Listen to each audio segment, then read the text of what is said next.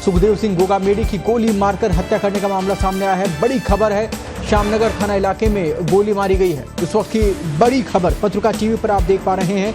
ये बड़ी खबर, गोगामेडी के घर में घुसकर फायरिंग की गई है। श्री राष्ट्रीय राजपूत करनी सेना के वो अध्यक्ष थे। हमारे वरिष्ठ संवाददाता जयंत इस वक्त हमारे साथ जुड़ गए। जयंत, बड़ी घटना हुई है, चुनाव के ठीक बाद में नतीजे सामने आए, जहां हर किसी की नजर थी कि सीएम कौन होगा, उसके ऊपर सियासत गर्म है, लेकिन यहां बड़ा घटनाक्रम इसे माना जाएगा, क्या कहेंगे? बिल्कुल, आप देखिए, सियासत के ऊपर फिलहाल अपराध जो है वो बहुत ज्यादा हावी है। सुखदेव सिंह गोगामेडी राजपूत समाज के बड़े नेता माने जाते हैं, बड़ा नाम है, और श्री राष्ट्रीय जो करनी सेना के हैं अध्यक्ष हैं।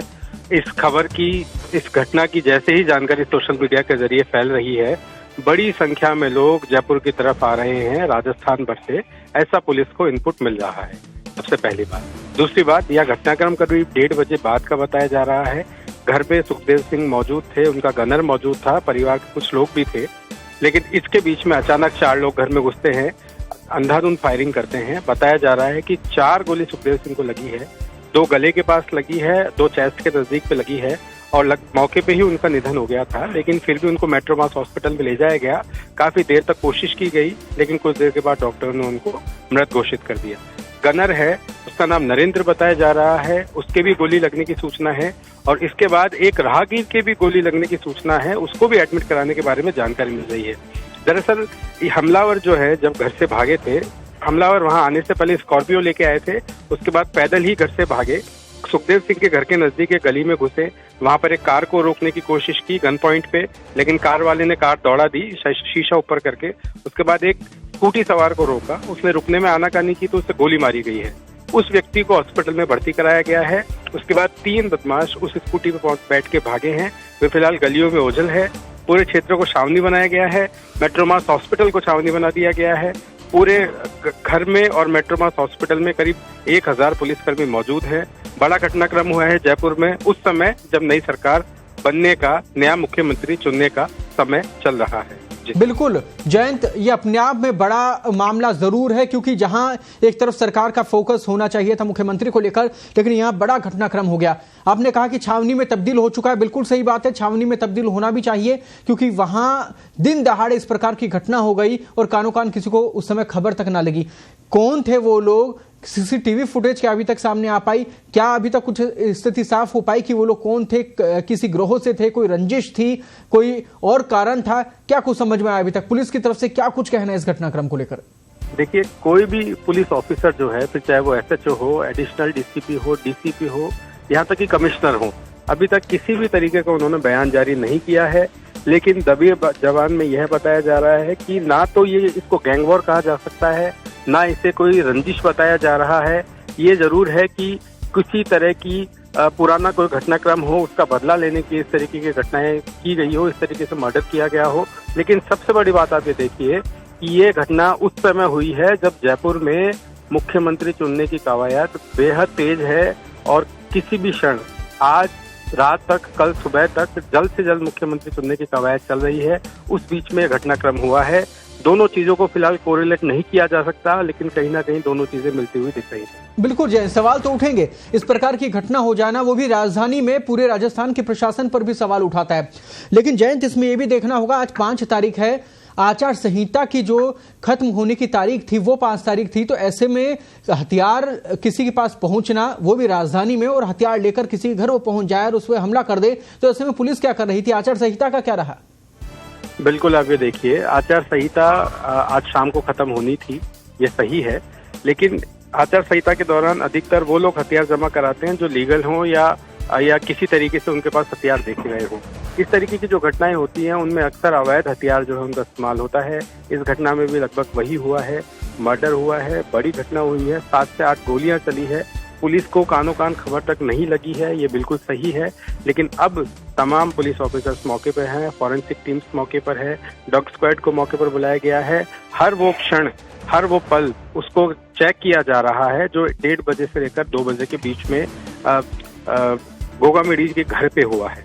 तो तमाम चीजें हैं उनको चेक किया जा रहा है, जांचा जा रहा है। घर पे जो लोग मौजूद थे, जो और सहयोगी थे, उनसे भी बातचीत की जा रही है। लेकिन इस बीच में पुलिस के लिए वे लोग बड़ी परेशानी बन सकते हैं जो पूरे राजस्थान भर से, फिर चाहे वो समाज के लोग हों, चाहे समर्थक हों या परिचित हों, बड़ी संख्या में लोग राजस्थान जयपुर की तरफ राजस्थान से रुख कर रहे हैं। तो पुलिस को ऐसे में केस के अनुसंधान में कुछ परेशानी उठानी पड़ सकती है।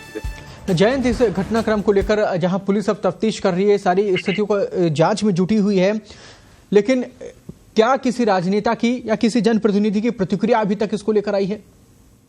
देखिए, किसी राजनेता या जनप्रतिनिधि की सोशल मीडिया या अन्य कोई माध्यम से फिलहाल प्रतिक्रिया नहीं आई है। लेकिन ये सही है कि परसों जो यहाँ से नए विधायक चुने गए हैं, गोपाल शर्मा जो सिविल लाइंस से नए विधायक चुने गए हैं, वे कुछ देर पहले ही मौके पर पहुंचे हैं। पुलिस अधिकारियों से घटनाक्रम की जानकारी ले रहे हैं। वहां पर क्या क्या हुई, तमाम बातें, तमाम घटनाक्रम क्या रहा, घर में जो लोग मौजूद थे उनसे भी बातचीत करने की कोशिश कर रहे हैं।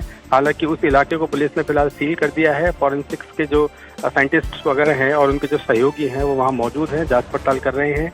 लेकिन इस घटनाक्रम के बाद वो जो बयान जो गोपाल शर्मा जी ने जब वो हवा महल से विधायक का चुनाव लड़ रहे थे उससे पहले दिए थे, उन्होंने कहा था कि सिविल लाइंस का इलाका गुंडागर्दी वाला इलाका है, यहाँ आपराधिक घटनाएं होती रहती हैं।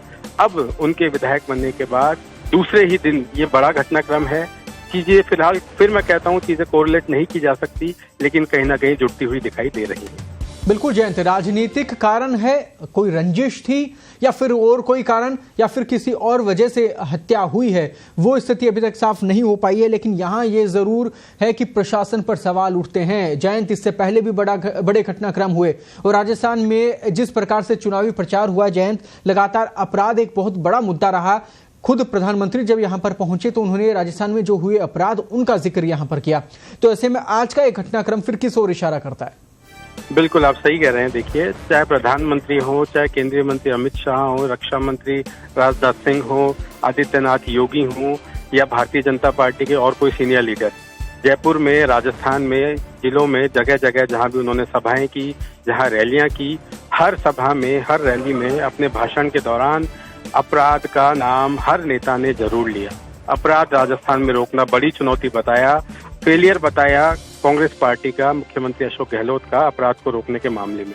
लेकिन अब सरकार बदल चुकी है। हालांकि सरकार बदले फिलहाल दूसरा ही दिन है, लेकिन दूसरे ही दिन इतनी बड़ी घटना होना वास्तव में बहुत बड़ा घटनाक्रम है और ये नई सरकार को लेकर चुनौतियां जरूर लेके आएगा। ये बिल्कुल तय माना जा रहा है। देखिए क्योंकि जो बड़े गैंगस्टर्स रहे पिछले 5-7 साल में, आप देखिए उनमें से अधिकतर या तो जेल में है या फिर वो या उनकी मौत हो चुकी है या उनका एनकाउंटर किया जा चुका है या वे कहीं दूसरे जिलों में, कुछ दूसरे स्टेट्स में जा चुके हैं।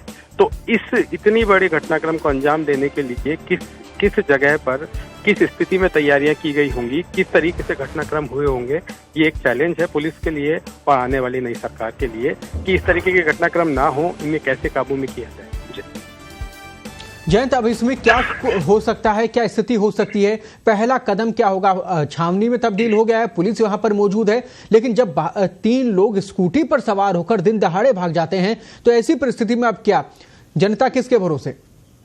देखिए, ये सही है कि इस तरीके के घटनाक्रम होते हैं, पुलिस प्रशासन पे उंगलियां उठती है, लेकिन लास्ट में ये सही है कि सिवाय पुलिस के इन चीजों को कोई नहीं रोक पाता। इस तरीके के घटनाक्रम होते हैं, होता आज भी हुआ है, भविष्य में भी शायद होते रहेंगे।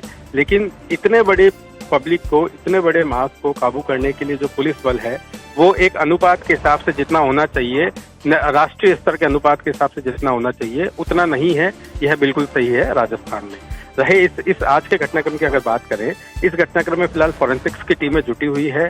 आसपास का जो 700 मीटर का एरिया है, उस एरिया में सीसीटीवी फुटेज जो है पुलिस ने उनको चेक करना शुरू कर दिया है।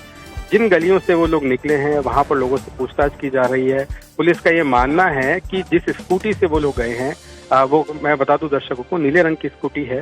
पुलिस का ये मानना है कि वो जो हमलावर हैं ये स्कूटी को छोड़कर किसी सुनसान गली में या सुनसान रास्ते पर स्कूटी को छोड़कर पैदल ही निकलने का उनका प्लान हो सकता है। आसपास जो है श्यामनगर से थोड़ा सा आगे जाके बड़ा रोड है जो पूरे शहर से बाहर निकलने में उनकी मदद कर सकता है। तो नाकाबंदी शुरू कर दी गई है, ए श्रेणी की नाकाबंदी शुरू कर दी गई है। व्हीकल्स जो हैं आसपास श्यामनगर के क्षेत्र के जो आसपास के जितना भी एरिया है उसको बेहद सख्ती से जांचा जा रहा है, बेहद सख्ती से चेक किया जा रहा है ताकि आरोपियों तक पहुंचने की कोशिश की जा सके। किसी भी घटनाक्रम में, किसी भी आपराधिक घटनाक्रम के बाद, खास तौर से मर्डर जैसी घटनाओं में अपराध के बाद, अपराध का मर्डर या हत्या का 1 से 1.5 घंटे का जो समय होता है वो पुलिस का गोल्डन टाइम होता है। इस दौरान अगर पुलिस को कुछ मिलता है तो वो उनके लिए एक संजीवनी जैसा होता है। हालांकि इस घटनाक्रम को लगभग 1 घंटे से ज्यादा बीत चुका है, लेकिन पुलिस के हाथ अभी खाली है। जयंत, एक और आखिरी सवाल मैं आपसे लेना चाहूंगा क्योंकि बेहद गंभीर मसला है। जिस अपराध को लेकर राजस्थान में टारगेट किया गया और सरकार तक चली गई, उसी अपराध से नई सरकार की शुरुआत हो रही है। क्या लगता है बहुत बड़ी चुनौती सरकार के सामने होगी? बिल्कुल, आप ये देखिए, ये राजस्थान में अपराध रोकना वास्तव में बड़ी चुनौती है और सीनियर लीडर्स जो हैं जितने भी बीजेपी के, वो इस बात की ओर इशारा करते रहे हैं अपने बयानों में, अपने रैलियों में चुनाव के दौरान। हालांकि उन्होंने महिला अपराध को मुद्दा बनाकर उस पर काम करने की जरूरत बताई और महिला अपराध को मुद्दा बनाकर ही अशोक गहलोत सरकार को घेरा। लेकिन ये जो अपराध हैं, जो महिला अपराध से सैकड़ों गुना बड़े हैं, और इस तरीके के अपराध जब होता है तो एक व्यक्ति नहीं पूरा समाज हिट होता है और बड़ी संख्या में युवा वर्ग जो है वो इससे प्रभावित होता है। तो इस तरीके के जो अपराध हैं, बड़े स्तर के जो अपराध हैं जिनसे एक बड़ा मास जुड़ा हुआ है, बड़े लोग जुड़े हुए हैं, बड़ी संख्या में युवा जुड़े हुए हैं, उन चीजों को, उस तरीके के अपराध को काबू करना चुनौती है। इसके लिए बेहद सख्त प्लानिंग की जरूरत है। हालांकि मैं फिर कहना चाहूंगा कि पिछले 4-5 साल के दौरान तमाम वो बड़े गैंगस्टर्स या तो पुलिस के एनकाउंटर का शिकार हुए हैं या उनकी खुद की डेथ हुई है या वे स्टेट से बाहर चले गए हैं। और आप ये मानिए, ये जो साल रहा है राजस्थान पुलिस के लिए, साल 2023 में पुलिस ने इस तरीके का एक घटनाक्रम अपनाया है कि हर बड़े अपराधी को, हर इनामी अपराधी को, हर बड़े अपराधी को जो पुलिस ने जिसको काबू किया है उसके शरीर में पुलिस ने निशान छोड़े हैं, गोली मारी है, ताकि किसी भी कारण, वो कोई भी कारण रहा हो, लेकिन इस साल में 65 से ज्यादा ऐसे बदमाश रहे हैं जो पुलिस की गोली का शिकार हुए हैं। उनको मारा नहीं गया है, उनके कमर के निचले हिस्सों में गोलियां चलाई गई हैं, गोलियां मारी गई हैं। उस स्थिति के बाद अगर इस स्थिति को काउंट किया जाए, देखा जाए, तो ये वास्तव में बहुत बड़ी चुनौती है कि इस साल अपराध रोकने में पुलिस ने एडी से चोटी तक का जोड़ लगाया, लेकिन सरकार बदलते ही दूसरे दिन इतना बड़ा कांड